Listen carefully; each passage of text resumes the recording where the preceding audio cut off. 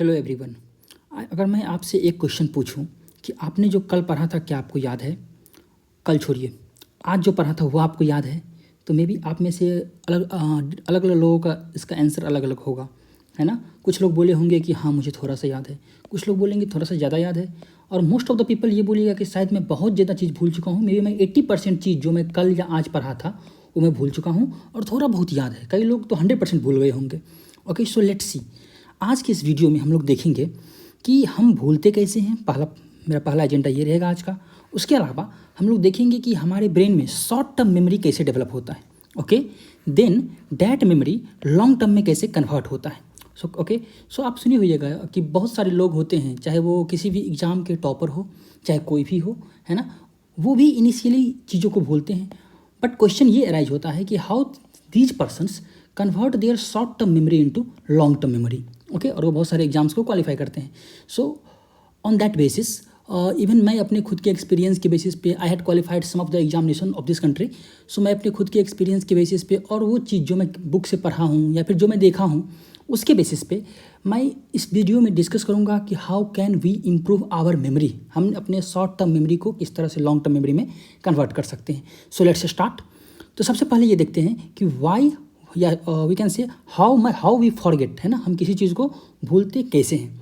ठीक है, देखिए एक साइकोलॉजिस्ट है जिनका नाम है इवन गॉज। इन्होंने एक फॉरगेटिंग कर्व दिया कि हम भूलते किस तरह से है। रेट ऑफ फॉरगेटफुलनेस को ये डिस्क्राइब करता है कि देखिए जैसे यहाँ पे इस आपको एक्स एक्सिस पे दिख रहा होगा कि यहाँ पे डे लिखा हुआ है, वाई एक्सिस पे दिया हुआ है कि कितना परसेंटेज चीज़ों को हम रिटेन कर पाए, है ना, परसेंटेज रिटेंशन, कि अगर मैंने कोई चीज़ पढ़ा तो कितना परसेंट चीज़ रिटेन रह सका। यू कैन सी कि यहाँ पर देखिए इस पॉइंट ऑफ व्यू, इस पॉइंट पे हमने 100% अभी मेरे को याद है, यानी अभी मैंने क्लास अटेंड किया, मैंने कोई वीडियो लेक्चर देखा या फिर मैंने बुक पढ़ा। ओके, विद इन 20 मिनट आप देख सकते हैं, with in 20 minute very quick loss. इसका मतलब ये है कि इस 20 मिनट में हम काफ़ी ज़्यादा चीज़ भूल जाते हैं और केवल 58% चीज़ जो हम पढ़े रहते हैं वो अब रिटेन रहता है। यानी we can say that 42% content हम 20 मिनट के अंदर भूल जाते हैं। उसके अलावा आगे जैसे बढ़ते चलेंगे तो 1 घंटा के अंदर, है ना, आफ्टर 1 आवर केवल 44% लेफ्ट रहता है। यानी हम कह सकते हैं कि यहाँ पर आधा से ज़्यादा यानी 56% तो already we lost. Okay, after 1 day यानी नेक्स्ट डे तक अब मेरे पास केवल 33% है। यानी हम बोल सकते हैं कि एक दिन में हम लोग 67% चीज़ ऑलरेडी भूल चुके हैं। यानी कि हम बोल सकते हैं कि जो आपने कल पढ़ा था, 24 घंटा पहले पढ़ा था, उसका आप खुद भी रिकॉल करके देख सकते हैं। नॉर्मली उसका 87% हम भूल चुके हैं। Okay, then after a week यानी 6 दिन या फिर after a week we can say that केवल 20% रिटर्न रहता है ना। एक सप्ताह बाद केवल 20% रिटर्न रहता है, यानी 80% चीज़ों को हम लोग भूल जाते हैं। And this is natural my friend, सभी के साथ ऐसा होता है। ओके, सो अब हम लोग देखेंगे कि ये हमने देखा कि हम भूलते कैसे हैं। अब हम देखेंगे कि यार ये फॉरगेटफुलनेस हमारे ब्रेन में जो चीज़ों को हम भूलते हैं या फिर हमारा ब्रेन किस तरह से मेमोरी डेवलप करता है। ओके, ये न्यूरो साइंस का कॉन्सेप्ट है। डरिए मत, ये डायग्राम देख के मैं आपको आसान भाषा में समझाता हूँ। लेट सपोज आपने कोई चीज़ पढ़ा, ओके, कोई चीज़ सीखा, कोई चीज़ देखा, कुछ भी हो, है ना। लेट सपोज आपने कोई सब्जेक्ट पढ़ा एक्स, इसमें कुछ कंटेंट आपने सीखा। सबसे पहले क्या होता है कि ये ब्रेन है, ये कॉर्टेक्स का जो बाहर वाला रीजन दिख रहा है ना, यहाँ पे सेंसरी इनपुट यानी आपने जो पढ़ा वो यहाँ पे स्टोर होता है। ठीक है, अभी गया होगा, आपने कुछ भी पढ़ा यहाँ पे गया। ठीक है, यहाँ से एक लिम्बिक सिस्टम हमारे ब्रेन में पाया जाता है, यहाँ से ये लिम्बिक सिस्टम के अंदर एंटर करता है। इसी लिम्बिक सिस्टम के बीच में एक टर्म होता है, एक सर्किट यानी कि एक, यहाँ आप देख सकते हैं कि ये इससे कनेक्टेड है, ये इससे कनेक्टेड है, समथिंग लाइक दैट, ये सब आपस में कनेक्टेड है। इसे कहते हैं Papez circuit. This Papez circuit is very important. देखिए जैसे अगर आप कोई चीज़ सुनते हैं, कोई चीज़ पढ़ते हैं, तो वो आपके पैपेज सर्किट में एंटर करता है। मतलब यहाँ से यहाँ जाएगा, फिर यहाँ जाएगा, फिर यहाँ जाएगा, फिर यहाँ जाएगा, इस तरह से कुछ होते रहता है, तो पैपेज सर्किट में एंटर करता है। आपने कोई चीज़ सुना, पैपेज सर्किट में गया। पैपेज सर्किट हमारे लिए शॉर्ट टर्म मेमोरी डेवलप करता है। तो आई होप आपको समझ में आया होगा कि पैपेज सर्किट हमारे लिए शॉर्ट टर्म मेमोरी डेवलप करता है। ये जो पैपेज सर्किट आपको दिख रहा होगा, ये हमारे ब्रेन के अलग अलग पार्ट से कनेक्टेड भी रहता है। आपने कोई चीज़ एक बार पढ़ा, आपके ब्रेन में गया, पैपेज सर्किट में गया, शॉर्ट टर्म मेमोरी डेवलप हुआ। अब देखिए जितनी बार, ध्यान से समझिएगा ये बात, जितनी बार हम कोई भी कंटेंट को पैपेज सर्किट से बार बार घुमाएंगे, यानी जितनी बार चीज़ें पैपेज सर्किट में जाएगा वो short term memory long term memory में कन्वर्ट होते जाएगा। यानी कि मैथमेटिक्स की भाषा में अगर बोलूँ कि पैपेज सर्किट में जितनी बार चीज़ें जाएगा उसी से क्या बन जाएगा, लॉन्ग टर्म मेमोरी बन जाएगा। Okay, so on this basis अब हम लोग डिस्कस करते हैं कि ये लॉन्ग टर्म मेमोरी किस तरह से डेवलप होता है। तो मैं अगर एक वर्ड में बोलूँ तो we can say that long term memory is develop due to the repetition in the paper circuit.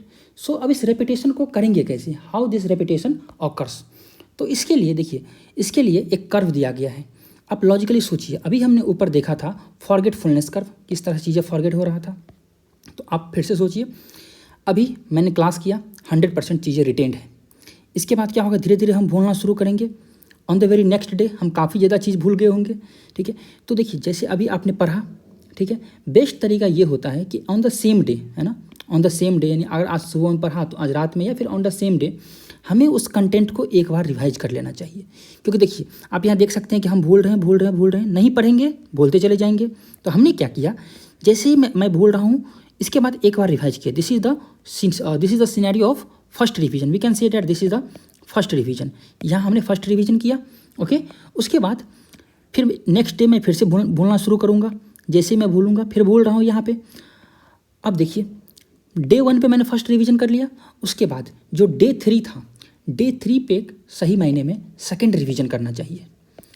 ठीक है, डे 3 पे हमें क्या करना चाहिए, सेकंड रिवीजन करना चाहिए। After that at the end of the week, यानी हम बोल सकते हैं अगर मान लीजिए ये था मंडे, ठीक है, तो at the end of the week मतलब संडे को, है ना, संडे को क्या करना चाहिए, थर्ड रिवीजन होना चाहिए। सो अगर मैं बोलूँ तो पहला रिवीजन कब, डे 1 पे, दूसरा रिवीजन डे 3 पे, तीसरा रिवीजन संडे को, यानी कि डे 6 या 7 पे। उतना हार्ड फास्ट लाइन नहीं है, डे 6 या डे 7 पे।